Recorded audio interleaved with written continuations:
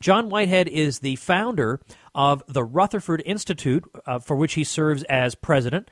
The Rutherford Institute, which was founded in 1982, is a nonprofit civil liberties and human rights organization headquartered in Charlottesville, Virginia. It's been involved in numerous high-profile cases. No doubt we'll get into that in a few minutes. And the president, John Whitehead, is also the author of over 24 books. He's been published in the New York Times, the LA Times, the Washington Post, and USA Today. But his current book, A Government of Wolves, The Emerging American Police State, is the one we want to talk about today. I'm a constitutional lawyer. I've been litigating cases throughout the courts, including the Supreme Court, for over 36 years. So I've looked at what's happening in the country. I'm alarmed. I've written over 20 books. I would say this is probably the most important book I've written in 20 years because, again, I'm alarmed. James Madison, who wrote our Bill of Rights, said, take alarm at the first experiment with liberty. So we all should be concerned when we see the things happening. I think the revelations about the National Security Agency downloading all the information from our computer, our bank record, watching everything we're doing worldwide, in fact. I argue there's an electronic concentration camp that's being put around the world, and we just learned, believe it or not, that the NSA just in January downloaded 120 billion, at least 120 billion phone calls around the world. So we live in a very, very precarious state where we've seen the rise of SWAT team raids, approximately 70,000. That may be a low figure. In fact, I was told by a former NSA agent that my number of 70,000 SWAT team raids occurring across the country where police are going through people's doors for misdemeanors, by the way, shooting their dogs. And we want to talk about it, some of the egregious cases where people are getting killed that have done nothing wrong. All the things I'm seeing, the drones will be flying over the country very, very soon. They'll be equipped with lasers, tasers, sound cannons. They'll have scanning devices. They'll be able to fly over your home. Watch what you're doing in your homes. I'm not the only one saying this. I mean, people on the right and left are saying there's really no place to hide anymore, basically. I believe we have about 10 years before we're going to see something so ominous that we can't deal with it. So the time to act is now. Well, let's talk about, you've been mentioning these SWAT team raids. That's actually how I got to know about your book. I read an article that you did describing what sounds to me like pretty horrifying episodes just of average Americans. You would think, when you hear SWAT team, you think, well, that's never going to happen to me, or these people probably had it coming, or whatever. I mean, this is our instinct that we have growing up, I think, as law and order conservative types. But just give us examples of these sorts of things that have been going on. If you just look at the average police today, when they do a SWAT team raid, they're in black outfits, assault vehicles, assault weapons. So now the new phase is they're wearing masks, actually. All you can see is their eyes. These are American police coming through your doors. Starting back in the 1980s, the Pentagon, the Department of Defense, started handing out all kinds of equipment free, billions of dollars worth of equipment to police across the country. So your average police force today is a military force. That's what you're dealing with. But some of the most egregious cases I go through in the book are, one was Jose Guerrera, former Marine, decorated Marine in Arizona, a little over a year ago. He was asleep in his home. 3 a.m. in the morning, bang, crash, boom, the door flies open. Again, all the SWAT team raids occur during the night when you don't know what's going on. You wake up and you're disoriented. He grabs his wife and child and puts them in the closet and says, stay here, I'm going to protect you. He grabbed his shotgun. The police enter and see him standing at the end of the hallway. They fire over 70 rounds, killing him. 50 rounds hit him. He bleeds to death on the floor. They wouldn't let the medics take care of him. The police claimed he had fired at them. An investigation showed he had never taken the safety off his gun. The reason they came into his home is they were doing a sweep of the neighborhood trying to find marijuana. They found no marijuana in Jose's home. He died for nothing.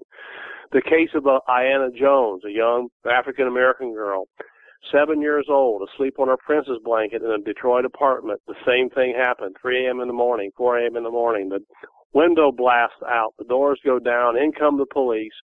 One of the policemen said his gun went off by accident. It struck young Ayanna, who was asleep, wrapped in her princess blanket, killing her immediately. Her blood splattered all over the apartment, all over the floor.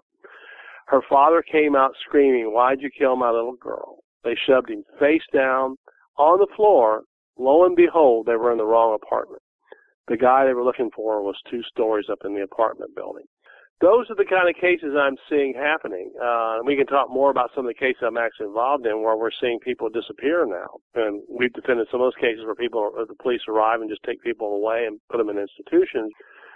I actually have people who tell me that work in the Secret Service, they're freaked out by it. They don't know what to do about it. But when you get all this military equipment and you're getting paid to do drug busts, by the way, police get federal grants for doing marijuana raids. Our founding fathers gave us the Fourth Amendment. It says we're to be secure in our homes, persons, papers, and effects unless the government has some idea, some evidence that we're doing something criminal. And they can come investigate us, but they have to get a search warrant. And they're not using the warrant procedure. They're not knocking on the door. Most of these people aren't even armed, and they're getting shot and killed. So these things, I mean, since there was 3,000 estimated SWAT team raids in early 1980s. There's over 70,000 today. That's over a 3,000% increase. By the way, crime has dramatically dropped in half. So why all the SWAT team raids? Well, if you had to estimate, what percentage of these would you say are due to drug-related offenses? Well, marijuana, let's put marijuana. Marijuana, they're all misdemeanors, by the way. Most of these cases, people with an ounce or so. 30 to 40%. When I was in England, I experimented with marijuana a time or two. I inhaled frequently. They make a lot of money off of this by doing these raids. They get actual money. And again, I think that's awful. No policeman should be going in anybody's door to get a federal grant. No. That should not be. They should go there because you're actually dealing with a real criminal. I grew up, the chief of police was my next door neighbor. I used to talk to him. He would be shocked. In fact, I have a lot of older policemen, and by the way, younger policemen who come by and visit me, and they say, I wish this wasn't happening. In fact, they're reading my book, A Government of Wolves, and they're saying, I don't want to do this. I hate this stuff, but it's actually increasing.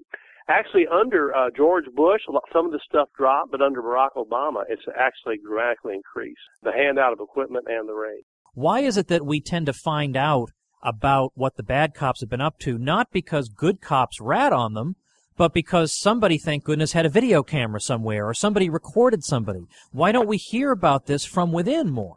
Well, I do occasionally. Some policemen do get freaked out, and that's the word. They've seen some, basically what we might call executions in people's homes on these SWAT team raids, and they do get freaked out. They do report their fellow policemen. So there are a lot of good policemen out there. In fact, I've spent my life on and off defending policemen, so I know. And I have good friends, like I say, who are policemen.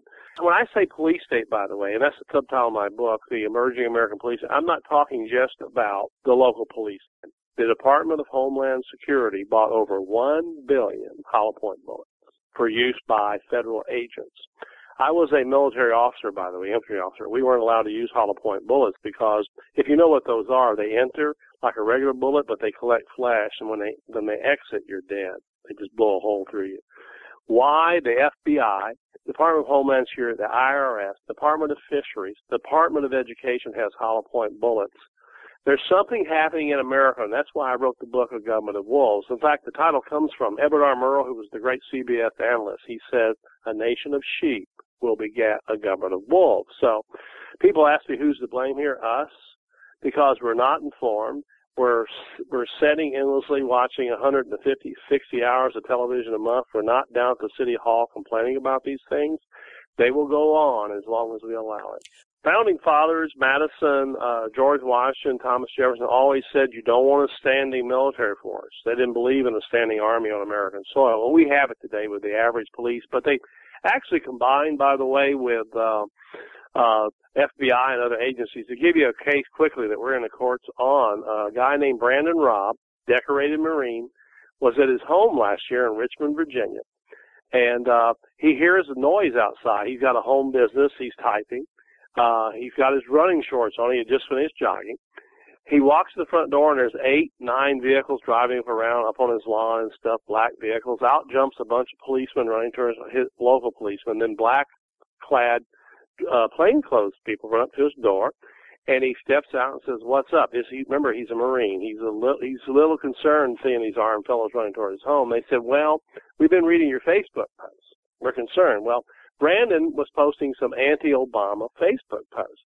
They asked him to step out quickly, they grab him, handcuff him behind his back. One policeman shoves him into a fence. They had been reading his Facebook post, which is common, by the way. In fact, there's more information that I'm writing on right now about how the police are watching Facebook posts. When I say police, again, FBI, whatever, they put him in a mental hospital because of his Facebook post. What we're seeing, in my opinion, is sort of a total matrix problem. It's picked up dramatically over the last 15 to 20 years. Why? Well, in my book, I discuss it pretty clearly this is from studies that have been done. If you put someone in a military outfit, hand them an assault vehicle, a tank, which is what they have, black cloud outfits, they become very military. They no longer are the old servant. When I was a kid, the serve and protect was on the side of police cars. I don't see that anymore at all. That's gone. So basically, the psychology of the policeman changes when they put on the military outfit.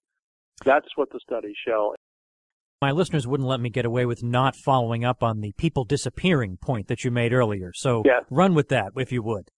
Yeah, they're called civil commitments. Brandon Robb, like I said, was a decorated Marine. He just made some, again, they weren't threatening. He didn't threaten anybody. He just said he thought the president's executive orders had gone too far. He thought the government had turned against the people. He was concerned about SWAT team raids. Again, like I said, they grabbed him. They gave him a psychiatrist gave him a 2-minute investigation in the jail cell and said he thought Brandon might be mentally disturbed because there were long pauses after the questions that he asked. Well, Brandon's a pretty smart fellow. He knows if you don't have a lawyer, you don't answer the questions of a psychiatrist in a jail cell. But there's again, just in Virginia alone, there are 20,000 that occur. So we don't know what happens to a lot of the folks in those cases, but for some reason, there's a program called Operation Vigilant Eagle that comes out of the Department of Homeland Security, and I talk about it in my book, which targets returning vets. There's great concern for some reason by the federal government, especially under President Obama, about returning vets. I get dozens of calls a week from veterans saying the FBI arrives at their door, reading their Facebook posts, and questions them, and says if they do it again, they could be in serious trouble. Very intimidating. They call them interviews. One of the tactics they use now is if you're not at home, when you get home, there's one of those little hooks around your door. It says FBI. You open it, and they want to have an interview. I think of myself as somebody who's reasonably well informed, right, who's following the news, and I know that there are some outrages, but you've compiled them so terrifyingly in A Government of Wolves that one hardly knows where to begin. I mean, in fact, the headline on your press release is citing NSA surveillance, drones, roadside strip searches, and SWAT team raids, author John Whitehead warns against the emerging American police state. Well, I mean, who 40 years ago would have thought we'd be reading a sentence like this? And yet, for some reason, again, you know what? I don't think it's for some reason. I think it's because people like me and probably people like you, we grew up more or less politically as conservatives, and we felt like that the law enforcement arm is upholding standards of morality in terms of trying to protect us from murder and theft and all this, and these are people putting their lives on the line, and so we tend to give them the benefit of the doubt. And whereas now I feel like, well, that's the thing, that there's no sector of government employee who can be given the benefit of the doubt. We always have to be asking questions, and I don't think we are. You're really correct. You have to answer the questions. I have law students that study with me every summer. I ask, when they come in for their interviews, I usually ask them a number of questions, family stuff. But one question I always ask them is, can you give me the 5 freedoms of the First Amendment? I haven't found one law student that can. We don't teach the Constitution in schools anymore. Kids just don't know. And another subject I talk about in the book is kids are getting arrested for food fights now. And that's discussed in my book, The Government of Wolves, all kinds of crazy things. Where I'm really concerned about is what kids coming out of the educational system now are going to be having their heads down. They're going to be worried that they wear the wrong T-shirt, they're going to get arrested. And the bystander effect, where in places, some of the big cities, I mean, people are being strip searched on streets where 50 bystanders are watching. That violates the Fourth Amendment. They have to have some evidence before they can strip search you. In a case I talk about in my book, listed last summer, July, Ashley Dobbs and her niece are driving along in Texas. The policeman pulled them over and said, you threw a cigarette out of the car. And they went, what? And he said, I want to know if there's marijuana in the car. And he said, there's no marijuana. Well, he pulled the 2 women out. Another policeman came. They did vaginal and rectum searches. Guess what? No marijuana was found. So, if you're living in that environment, I mean, you're going to be nervous, you're going to be afraid, bodily integrity is gone, and that's what the Fourth Amendment's all about. We're to be secure in our persons, papers, home, and effects. That's what, because the Founding Fathers lived under a regime. The British would invade their homes, they would push down their doors, and they didn't want that happening in America. But believe it or not, the Supreme Court's upheld all this. I believe that. Two years ago, the case is Kentucky versus King. The police were searching for a guy. They arrived at the wrong door. They were going to do a SWAT team raid. They had no warrant, nobody to prove this. They thought they smelled marijuana. They went through the door, smashed it down. Of course, people that believed in the Constitution said this was wrong. The Supreme Court they ruled that it was okay to do that. Ruth Bader Ginsburg, only one dissenting judge, she said this is the end of the Fourth Amendment if we allow these things, and I agree with it.